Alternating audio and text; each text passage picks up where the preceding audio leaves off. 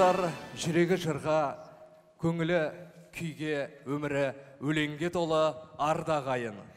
Қайырлы кеш, құрметті өнер сүйер қауым. Астана қаласы әкімдігі, Мемлекеттік академиялық филармониясы, Сарыарқа халық музыка ансамблінің талантты мүшесі, халықаралық шабыт фестивалінің гран-при иегері Ұлан Бакижановтың «Домбырамның тәтті үні» атты шығармашылық кешіне қош келдіңіздер.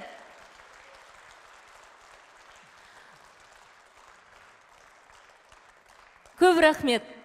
Кешіміздің шымылдығын ашқан Нұрғиса Тілендиевтің «Арман» атты күйіне қойылған келіншек биімен ашқан болатынбыз. Орындаған мың бұралған шалқыма халық би ансамблі. Ансамбльдің көркемдік жетекшісі еліміздің мәдениет қайраткері Абдрасул Есекеев. Сарыарқа халық музыка ансамблі. Қошеметтеріңіз болсын. Ансамбльдің көркемдік жетекшісі Тоғжан Жахин. Және де жеке домбырада кеш иесі, республикалық байқаулардың лауреаты, халықаралық шабыт фестивалінің гран-при иегері Ұлан Бакижанов. Қошеметтеріңіз болсын. Бакижанов Ұлан Асқатұлы, асты кеңге, үсті әнге толы, сайын дала Сарыарқа даласында 1992 жылы 13 желтоқсанда Қарағанды облысы Бұқар Жырау ауданы Доски ауылында дүниеге келді. Ұланның әкесі Асқат Мәнтайұлы Қарағанды медицина институтының түлегі. Анасы Зәкура Боранқұлқызы мектеп жасына дейінгі және бастауыш сыныптарда ұстаздық етеді. Ұлан үлгілі отбасында дүниеге келіп, жастайынан алғыр болып өсті. Ендеше Ұланның отбасына бір қошеметтеріңіз болсын осы орайда. Биыл кемеңгер күйші, замана заңғары, күй атасы Құрманғазының 195 жылдық мерейтойы республикалық деңгейде атап өтілді. Тұғыры биік тұлға, өз дәуірінің өрнегін күйімен өрген күйшінің күйлерін орындап, қасиетті өнерін дәріптеп жүрген Ұлан Бакижанов шығармашылығын бүгінгі күнге дейін шыңдай түсуде. Соның дәлелі ретінде кеш иесінің орындауында Құрманғазының «Бай Жұма» күйін қабыл алыңыздар.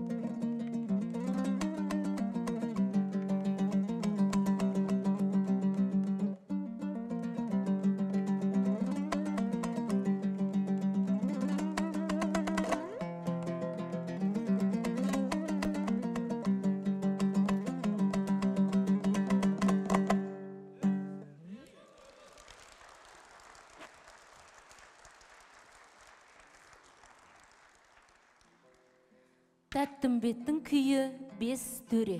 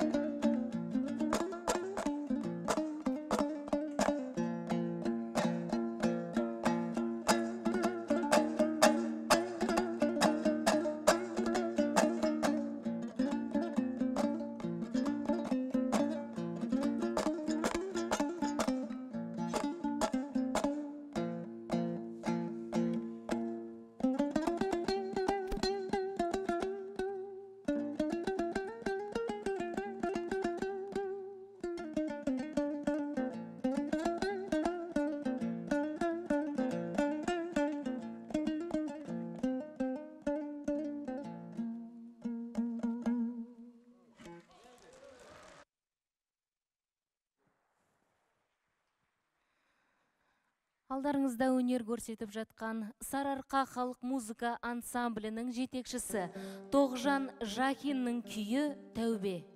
Орындайтындар Ұлан Бакижанов және ансамбль.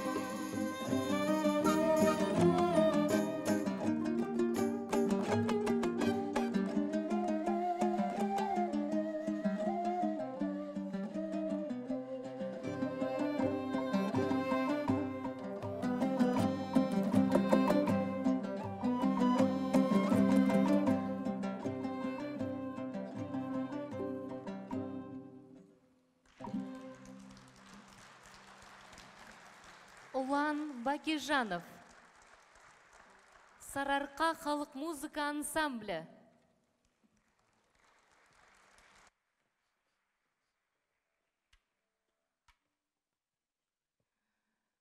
Ансамбльдің орындауында Қайрақбайдың күйі өрелігер.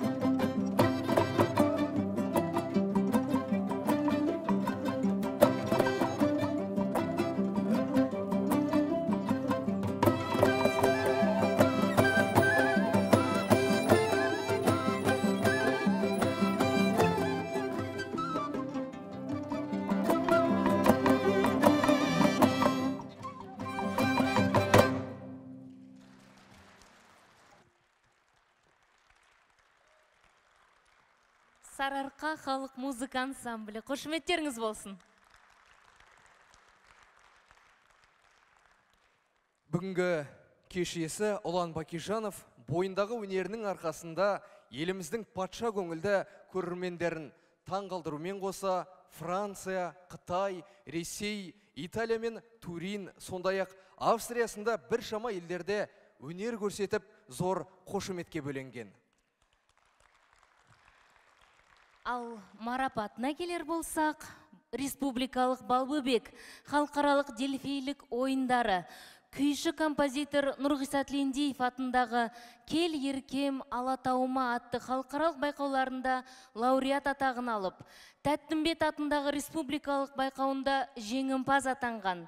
Өткен жылы Шабыт халықаралық шығармашыл жастар фестивалінде гран-при атағын қанжығасына байлады. Ендеше, құрметті өнерсүйер қауым, топ жарған талантты дарынды ұлдарыңыз Ұлан Бакижановты құрмет қошеметпен сахна төріне шақырамыз. Кеш иесіне ыстық ықыластарыңызды аямаңыздар. Қолдап демеп отырыңыздар. Ұлан Бакижановтың орындауында Есердің күйі Ақжарма. Қабыл алыңыздар.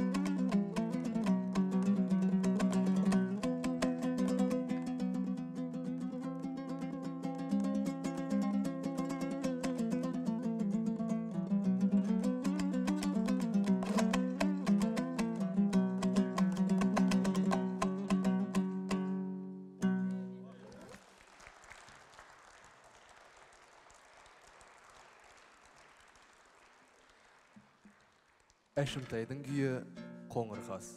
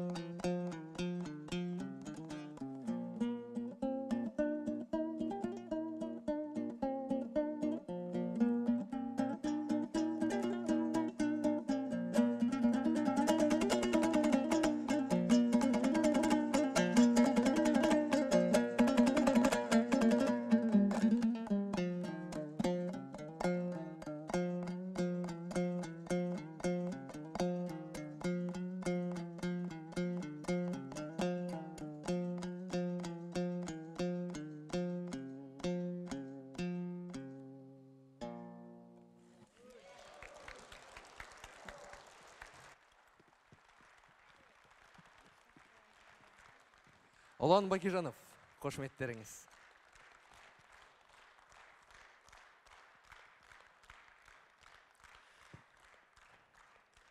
Биіктау құзар шыңдарда жүретін Ортеке атты таудың еркін тағысы бар. Ортеке қазақ мәдени тұрмысындағы саз аспаптарында ойналатын қуыршақ өнерінің бір үлгісіне айналды. Қуыршақ Ортеке көбіне ағаштан жасалатын ойыншық бұйым.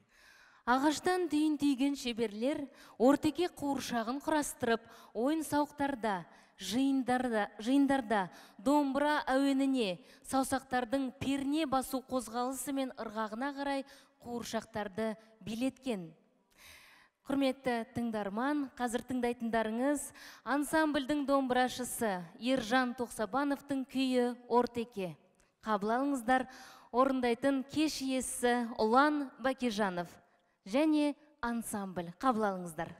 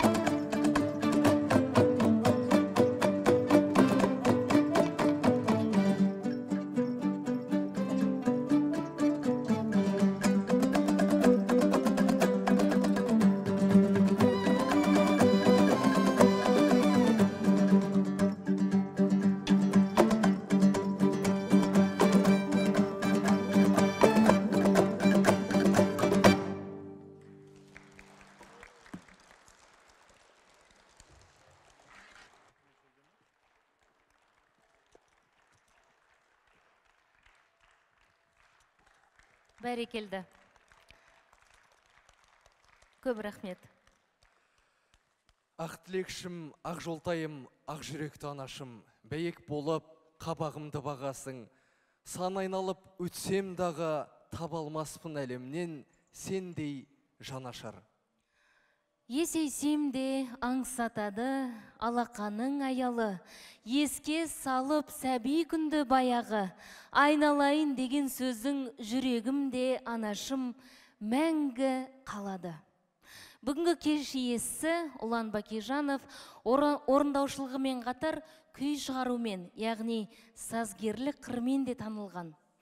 Алғашқы күйлерінің бірі анасына арналған. Осы орайда арамызда Ұланның анасы да отыр екен. Қошеметтеріңіз болсын. Ендеше қабыл алыңыздар, Ұлан Бакижанов «Анама».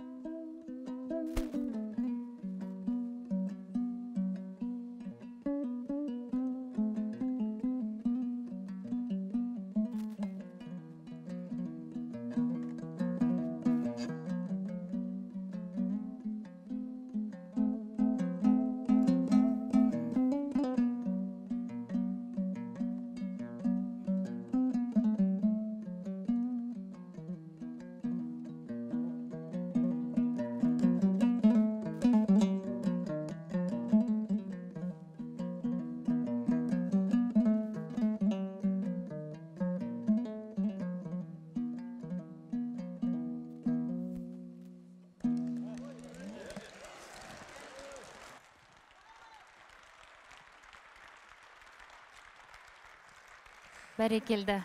Бәрекелді, 9 ай 10 күн толғатып, түн ұйқысын 4 бөлген анасы үшін баласының бүгінгі таңдағы мынау шығармашылық кешіне куә болу бақыттың таңы десек, артық айтқандық емес. Ендеше ана мен бала арасындағы махаббат үзілмесін. Зәкура Боранқұл қызына ыстық алақандарыңыз, қошеметтеріңіз. Әрине, бүгін Зәкура Боранқұл қызының арманы орындалып, Ұлан баласы елордамыздың үлкен сахналарының бірінде өнер көрсетуде, жеке шығармашылық кешін беруде құтты болсын. Ұланның өнері өрге баса берсін, қошеметтеріңіз болсын. Ұлан да кішкене толқып, анасына деген ыстық ықыласына толқып кетті енді. Біз болсақ кешімізді жалғастыруға рұқсат етіңіздер. Еліміздің тұңғыш президенті, елбасы Нұрсұлтан Әбішұлы Назарбаевқа арналған Қаршыға Ахмедияровтың күйі елбасы орындайтын Ұлан Бакижанов және ансамбль қабыл алыңыздар.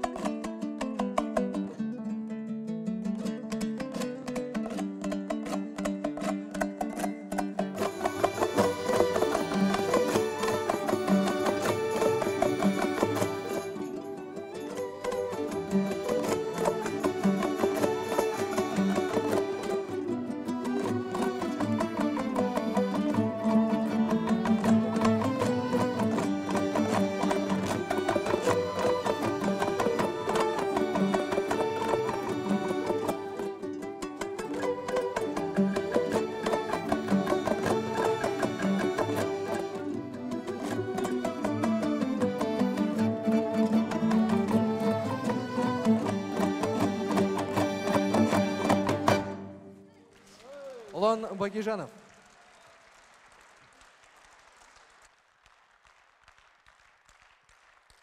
Және Сарыарқа халық музыка ансамблі.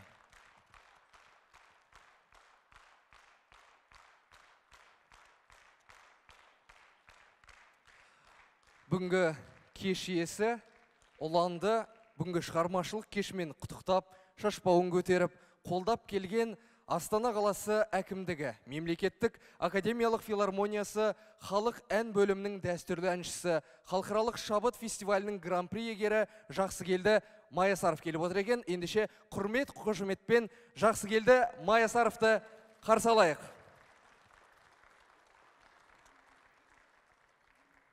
Әсеттің әні Қоңыр қаз.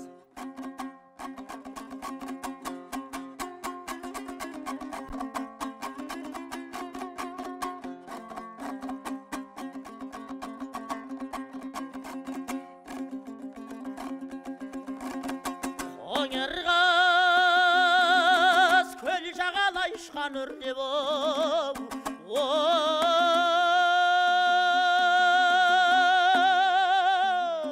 салғандай түрде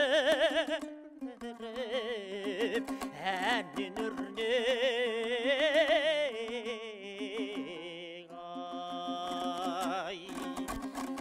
ән салсам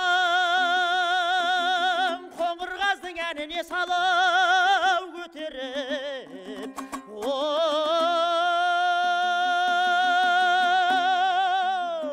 көтеріп көңдай көкке сермеп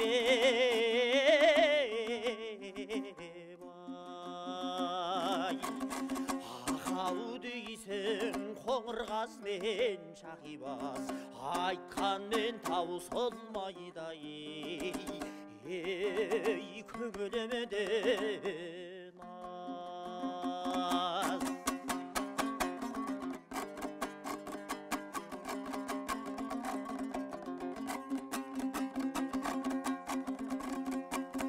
Қоңыр қаз көл жағалай қаңқылдаған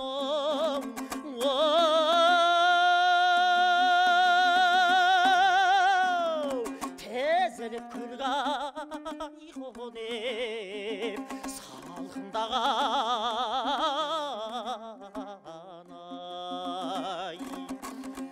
көңілді басылыңқы оятқандай әнге сал,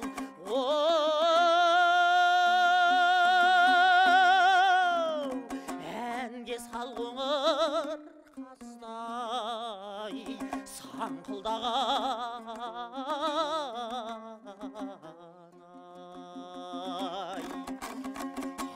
ау дейсің қоңыр қазмен шағибас, айтқанмен таусылмайды ей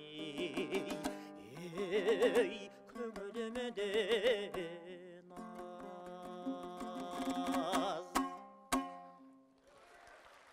Жақсы келді Маясаров. Қазанғап, торы жорғаттың бөгелек қағуы. Орындайтын Мен қазақпын телевизиялық мега жобасының жеңімпазы, Ұланның өнердегі, өмірдегі досы Ардақ Елеусіз.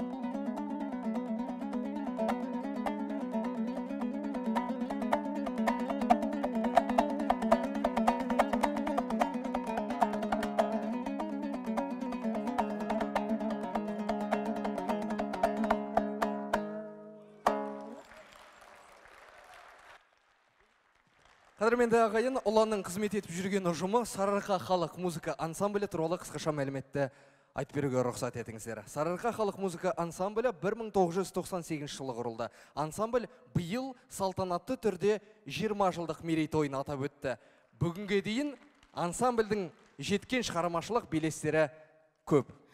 Ұжымда қызмет етіп жүрген көптеген өнерпаздар қазақтың өнерін, мәдениетін республикалық деңгейде ғана емес, халықаралық деңгейде де жоғары дәріптеп келеді. Соның дәлелі бүгінгі кеш иесі халықаралық байқаулардың гран-при иегері Ұлан Бакижанов. Сахна төрінде жайғасқан Сарыарқа халық музыка ансамбліне қошемет білдіріп қойыңыздар. Ансамбльдің көркемдік жетекшісі Тоғжан Жахин. Қазір тыңдайтындарыңыз Мүкей Қос Басқан орындайтын Ұлан Бакижанов және ансамбль. Қабыл алыңыздар.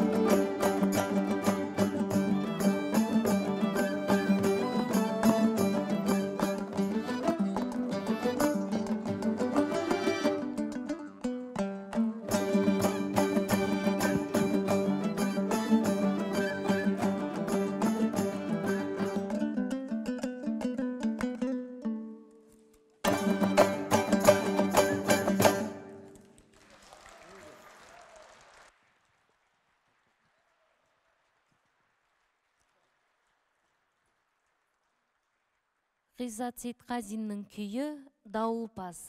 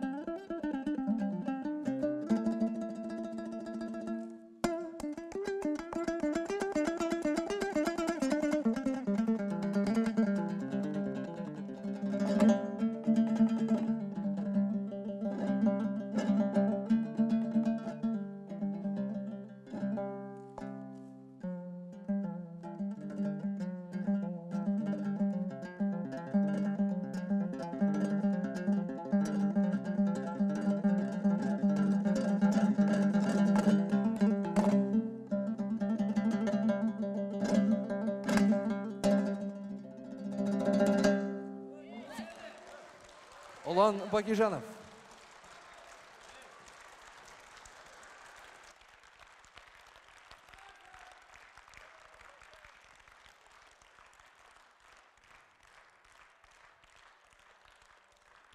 Ұлан оқудан тыс кезінде нағашы атасы Боранқұл мен нағашы әжесі Мәкеннің үйіне жиі қонақтап баратын. Баланың әр істе алғырлық танытып, бойындағы талаптылығын, сурет салуға ыңғайы барын байқаған нағашы атасы Ұланға домбыраны қолына ұстатып, ебін байқап, домбыра тартуға баулайды. Мысалы, халық әні Еркемайды небәрі 2-3 рет қайталап тартқызғанда, Ұлан жаттап, толық меңгеріп алады. Сонда өнерге деген талпынысын байқаған атасы мен әжесі немересін өз қамқорлығына алады. Әрине, өнердегі жеңістің бәрі оңайға түскен жоқ. Еңбектің тәтті дәмін сезуге жоғарыда айтқан нағашы ата әжесі тікелей түрткі болды.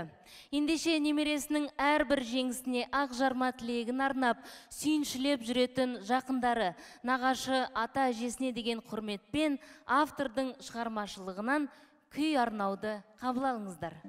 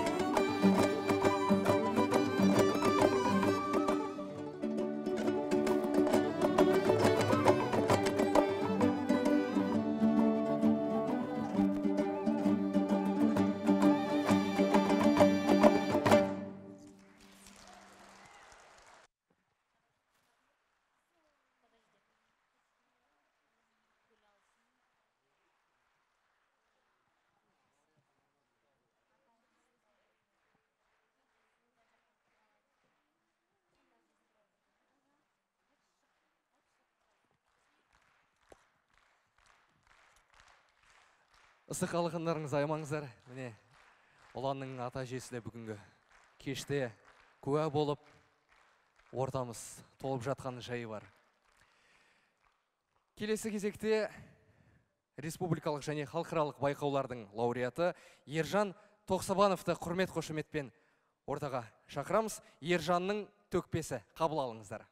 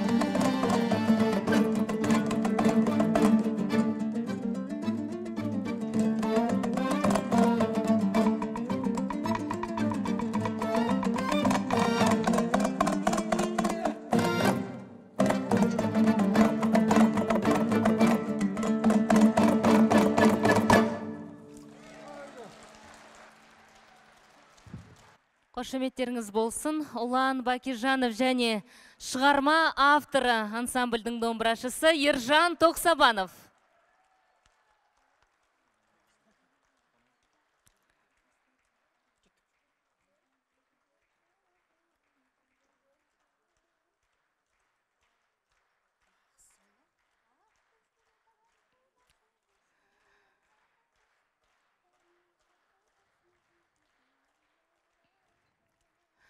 Қазір тыңдайтындарыңыз Нұрғиса Тілендиевтің әні «Той сапар».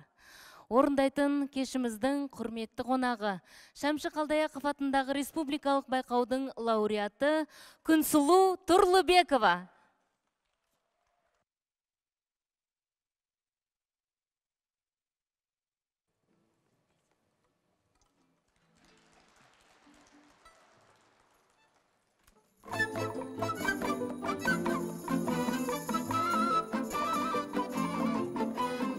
Арайтаң аттарда кеттік достар сапарға, той болар жер ғашық, болған еке жол ғашық. Ат тізгіні тартылмасын, құйысқандар сақылмасын, тұяқтан от жарқылдасын, жетейік жол ғашық.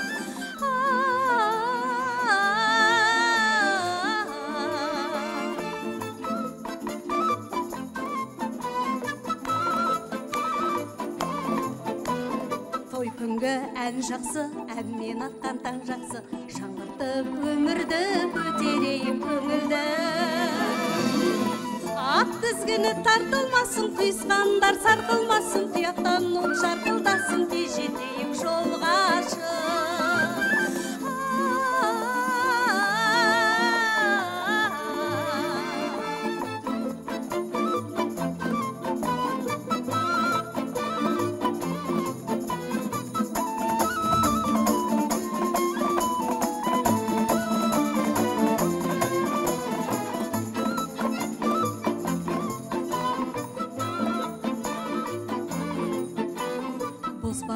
Қыз бала өмір көрді біз ғана, жаңғыртып өмірді мұң баспасын көңілді. Ат тізгіні тартылмасын, құйысқандар сарқылмасын, тұяқтан от жарқылдасын, тез жетейік жол ғашық.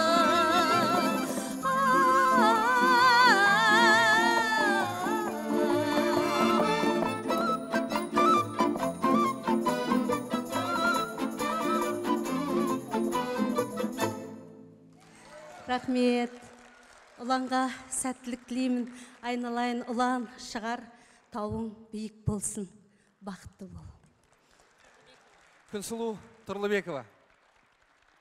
Әрине бүгінгі кештің құрметті қонақтарына да гүл шоқтары бар. Қабыл алыңыз. Қадірменді ағайын, кеш иесі ұланның өмірінде Қарағанды мен Елордамыз Астананың алар орны ерекше. Өндірісі өрлеген, рухы төрлеген, Қарағандыда кіндік қаны тамса, Астана оның шығармашылықтағы дамуына, күйші ретінде жетілуіне үлкен сеп болды. Есіл мен Нұра осы өңірде тоғысқандай, ұланның да өнері Елордамызда тоғысып жетіліп келеді. Ұланның өміріндегі екі басты қала, Астана мен Қарағандыға арналған Есіл мен Нұра атты шығармасын қабыл алыңыздар. Және де кеш иесі Ұлан Бакежановты қошеметпен қарсы алыңыздар. Есіл мен Нұра.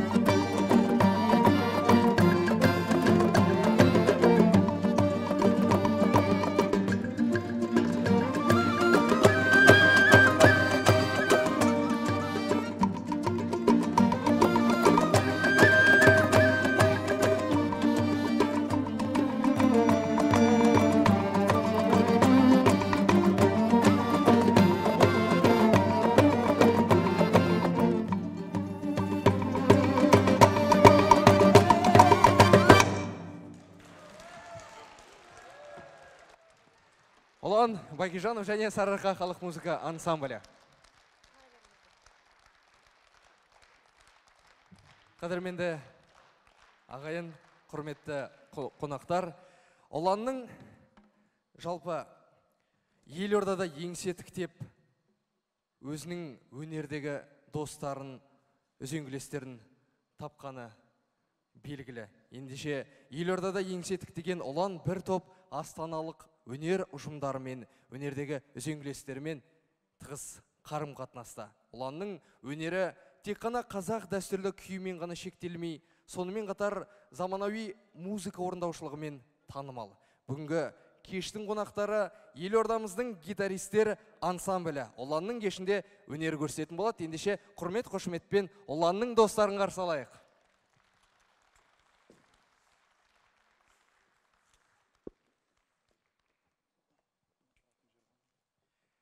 Әрине, өнерде музыкада шектеу жоқ. Тек қана осындай достықтың арқасында нағыз таңдаулы туындылары туады және көпшілікке жетеді деген ойдамыз. Ендеше тағы да бір мәрте қошеметтеп қойыңыздар.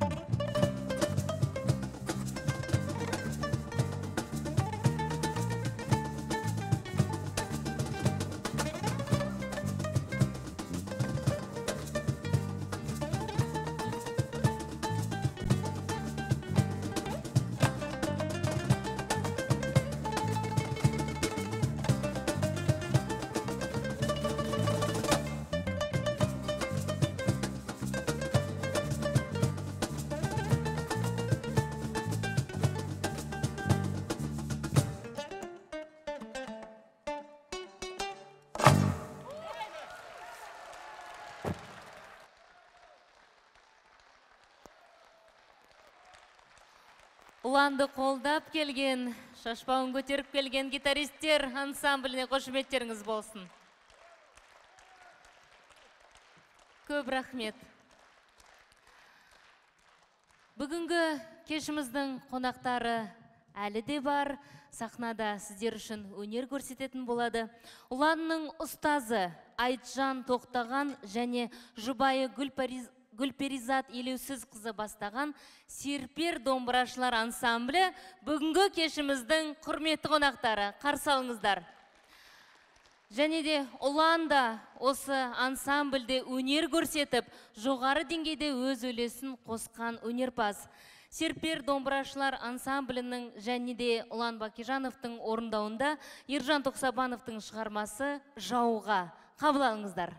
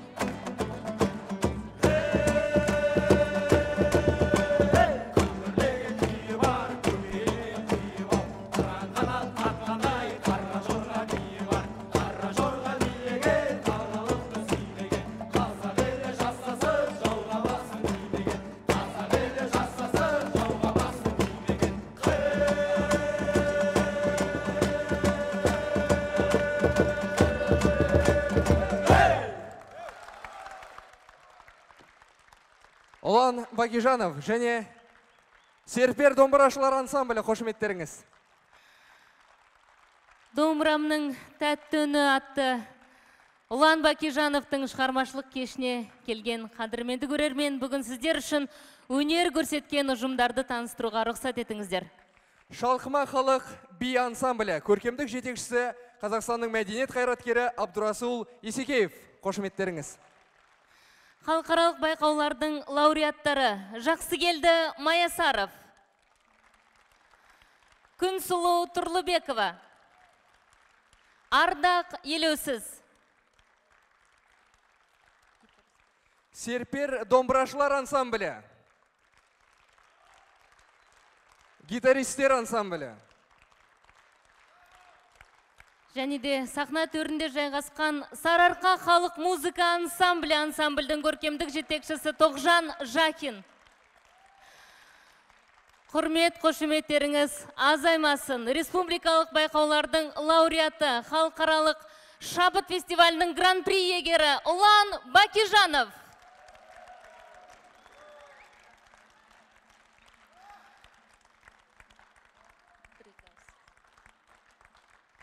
Құрметті қауым, тарамаңыздар, кешімізді Ұланның лебізімен тыңдайық. Қайырлы кеш, құрметті тыңдарман.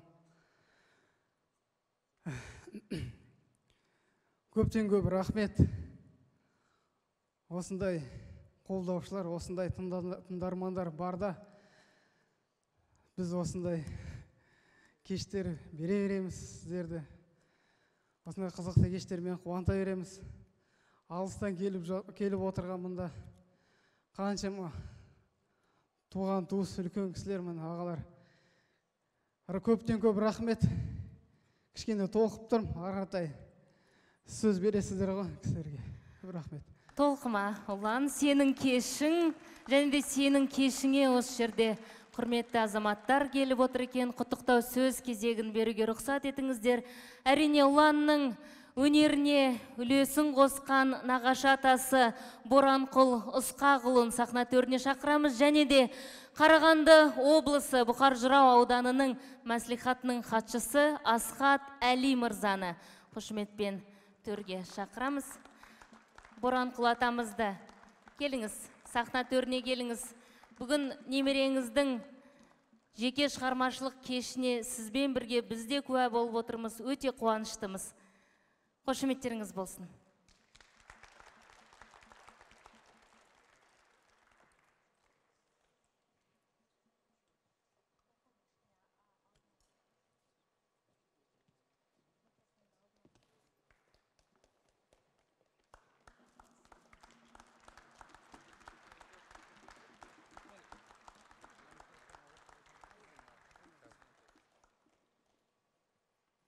Қарағанды облысының атынан өнерсүйер, Бұқар Жырау ауданының атынан өнерсүйер халықтың атынан, және Доскей атындағы ауылдың өнерсүйер халқының атынан Қарағанды облысы Бұқар Жырау аудандық мәслихаттың басшысы Асқатқа сөз берейік.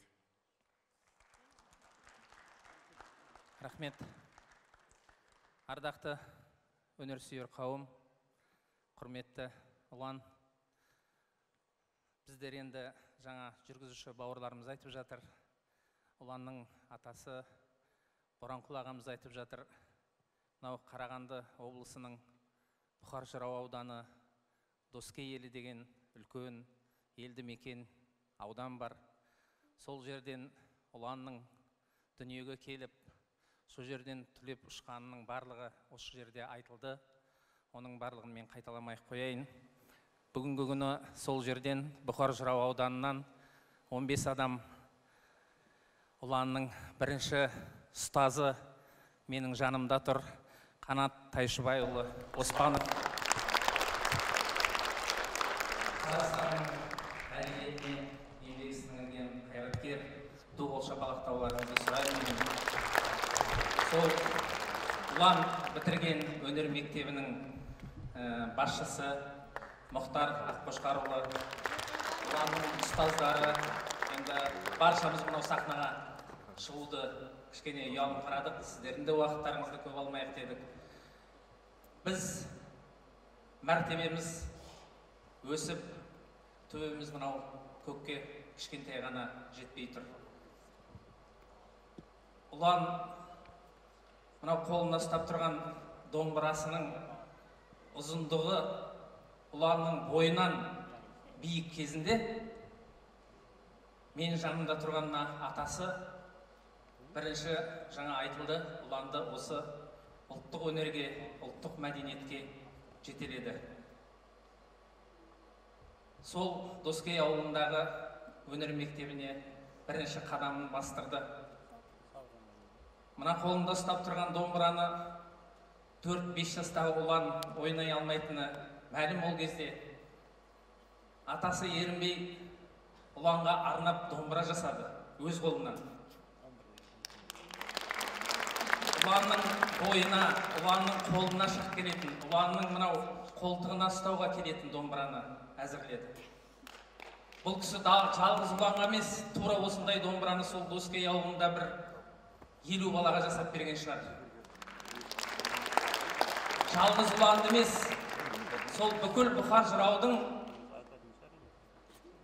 өнерге деген құштар жастарын тәрбиеледі.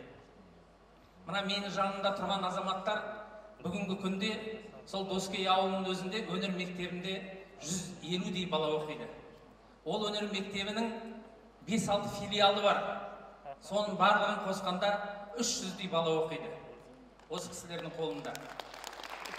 Сондықтан да мен осы өнер адамдарына басымды иіп, бірінші ризашылығымды білдіргім келеді.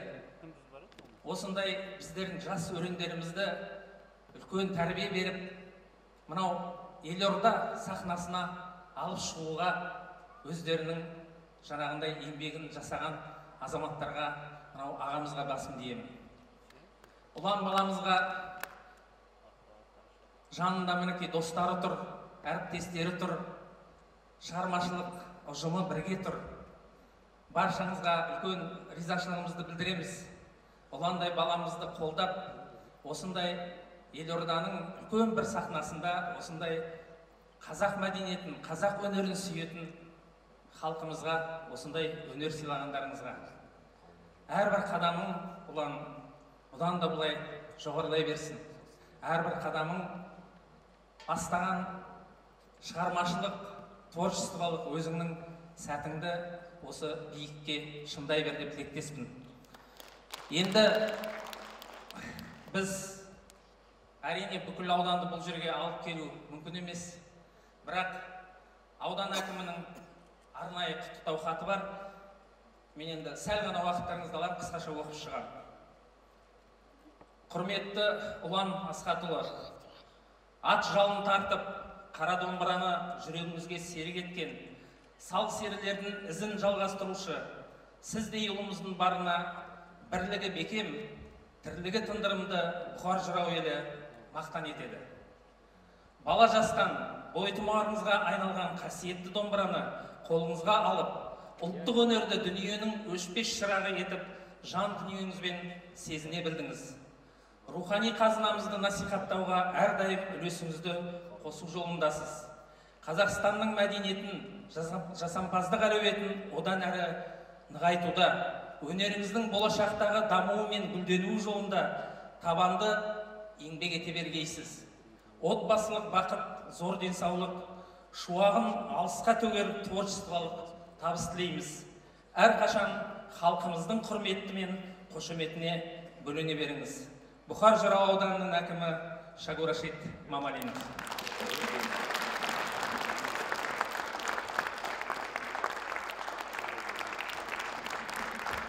Енді құрметті қауым, биыл Бұқар бабаның 350 жылдығы тек қана аудан көлемінде емес, Қарағанды облысында, осы Астана көлемінде де үлкен мерекелік шаралармен өтіп жатыр. Бұқар жырау бабамыздың осы ұрпаққа қалдырған үлкен шығармашылар, творчестволық өзінің еңбектері бүгінгі күнде күннен күнге толықтырылуда. Сондықтан да біз осы мәдениетке, өнерге жол тіккен бауырларымыз сол бабамыздың әрқашанда шығармашылық табысымен өздерін әрқалай шыңдай береді деп ойлаймыз. Мен енді бар кітапты бұл жерге алып шықпай қояйын. Мынау Бұқар жырау шығармаларының 4-ші басылымы жаңартылған ұланның өнеріне өзінің үлесін қосады деп есептеймін. Сондықтан да қабыл алуыңызды сұраймыз. Енді баламыздың өнер жолындағы шыңдалуына үлкен еңбек сіңірген, тағы да қайталап айтамын, ұланның атасы мен әжесі. Мен сол кісілерге үлкен ризашылығымды білдіргім келеді. Тағы да қайталап айтамын, жалғыз ұлан емес, ұландай бірнеше бала осы ауылдан түлеп, үлкен өнер жолында өздері еңбектерін жалғастырып жатыр. Құттықтаймын Бұрекең. Қабыл алыңыз, аудан әкімінің сізге арнаған сыйлығы. Рахмет.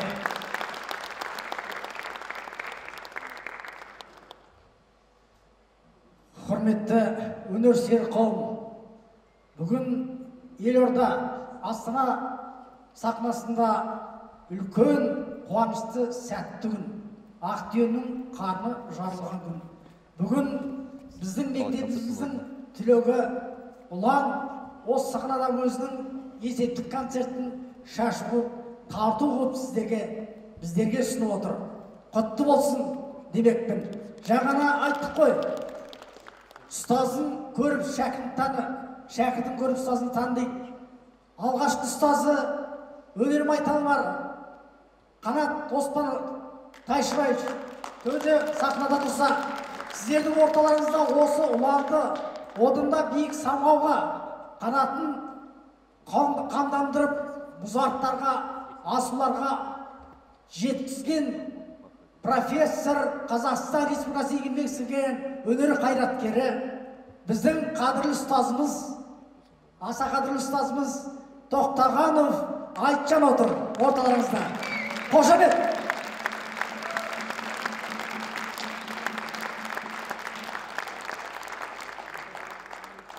Бүгінгі ұланның ерекше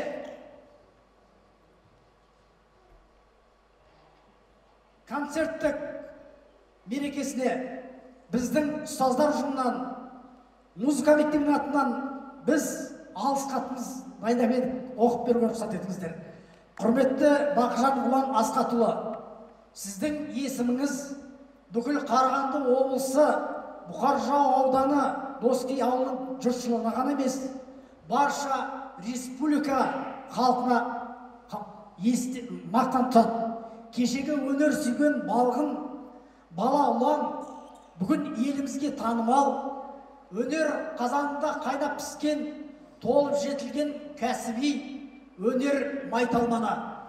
Тынымсыз ізденіс, термен төгіліп өрілген қажырлы, ерен еңбегіңіздің арқасында Қарағанды, Өскемен, Астана, Бішкек сияқты қалаларда өткен конкурстар мен фестивальдардың жеңімпаз атанып, талай асуларды бағындырдыңыз.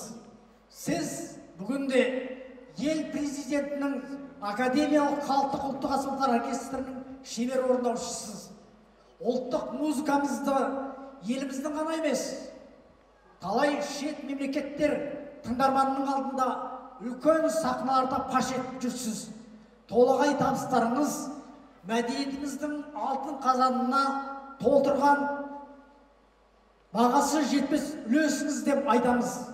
Доскей ауылындағы өзіңіз оқыған коммуналдық мемлекеттік қазынашылық кәсіпорын балалар музыкалық мектебінің әкімшілігі мен ұжымы сіздің есіміңізді өсіп келе жатқан жас ұрпаққа үлгі тұтады. Сіздей болуын мақсат қылып алға қояды. Бүгінгі творчестволық кешіңіз баршамыздың көптен күткен қуанышымыз, ерекше сәтіміз. Құтты болсын.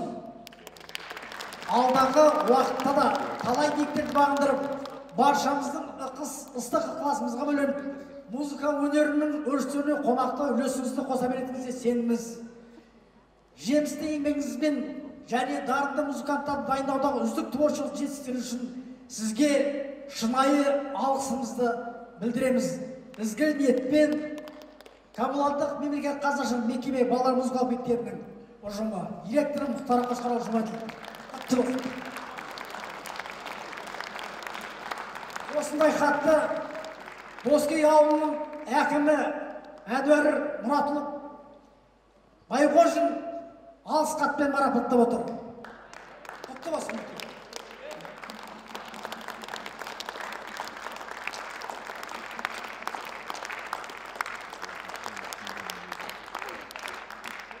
Құрметті Айтжеке, мен кешірім сұраймын. Өйткені сіздің орныңыз мына жерде тұрып, көшті бастап жүрген ағасы ғой. Сіздің келгеніңізді мен білмей қалдым. Кешіріңіз. Сондықтан сізді мына жерге шақырамын. Қасыма келіңіз.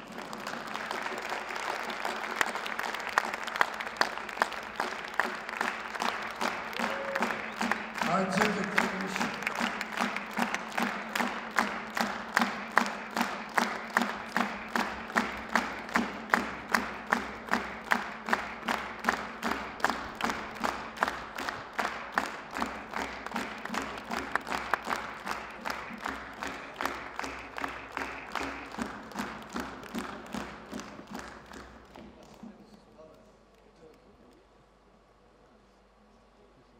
Мана Тайшыбайұлы деймін, қанат, бастауыш, домбыра сыныбының фундаментін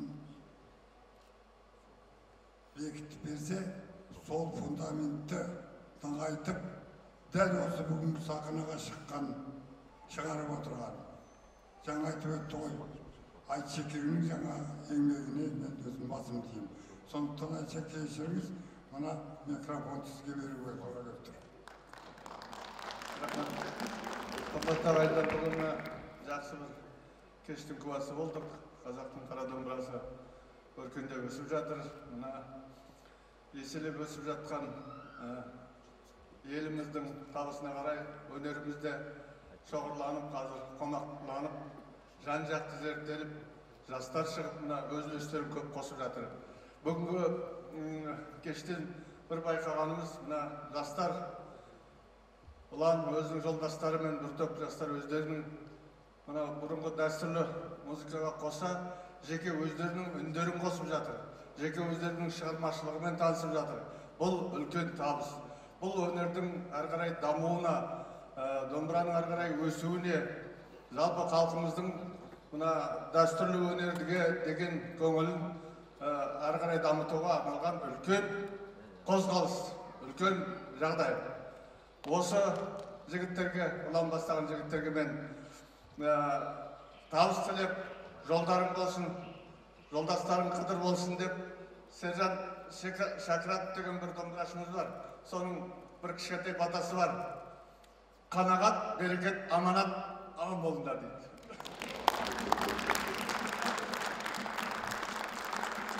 Көп рахмет.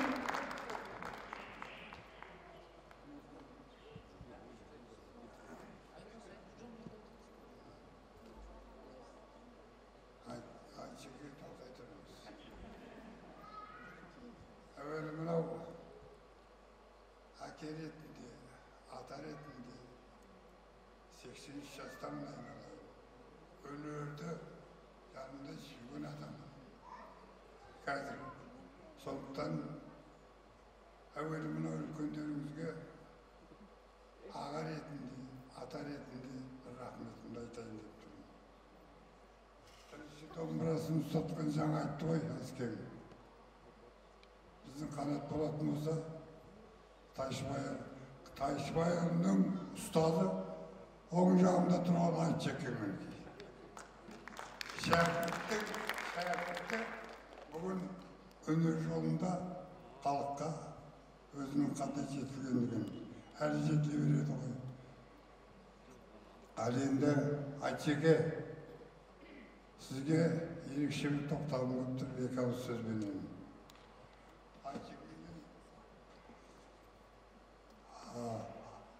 Алғашқы колледжге келіп түскен уақытта өтінішімді жазып едім мен.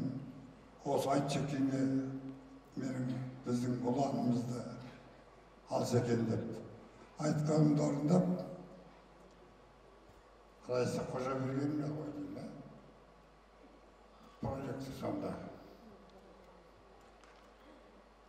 Музыка академия колледжде.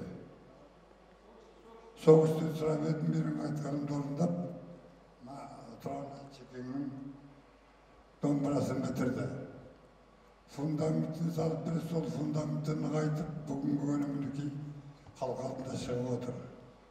Екі ұстазға да үлкен рахметімді айтамын. Еңбектеріңіз жемісті болсын, жанұяңызда қуанышты болсын. Шаңырағыңыз шайқалмасын, шаттық орнасын. Көп рахмет. Орамал толы болмай жол. Айтеке, сіз қайда бара бересіз?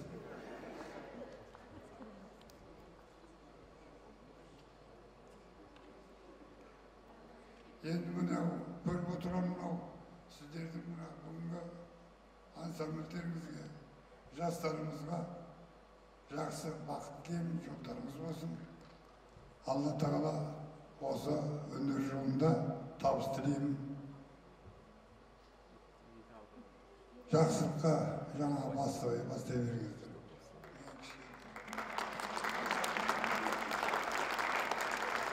Бәркелді, құрметті қонақтар, әрине бүгінгі шығармашылық кештің иесі Ұлан Бакижановтың құрметіне тілеулес ағаталары шапан жабусыны ендеше қабыл алыңыздар.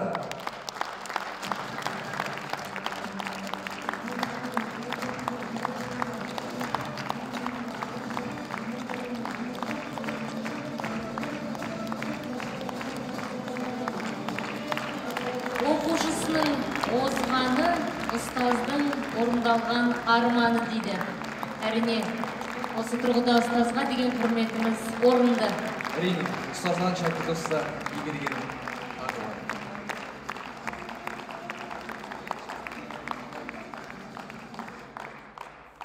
Ұланның бірінші ұстазы Қанат Тайшыбаев.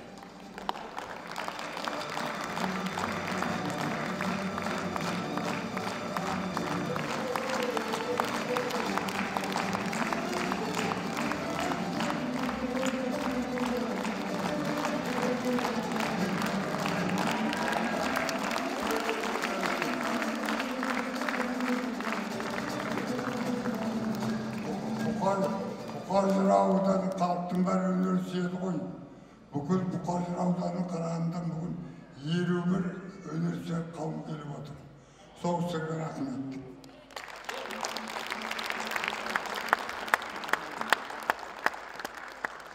Екі жектің бірін қатты, бірін сәл-пәл кембұра, нағыз қазақ қазақ емес, нағыз қазақ домбыра демекші. Халықаралық байқаулардың лауреаты Ұлан Бакижановтың домбырамның тәтті үні атты кешіміз өз мәресіне жетті, құрметті тыңдарман. Ендеше құрметті өнерсүйер қауым, Ұлан асыр тойында жүздесе берейік. Кеш құтты қайырлы болсын. Келесі көріскенше аман сау болыңыздар. Қош сау болыңыздар.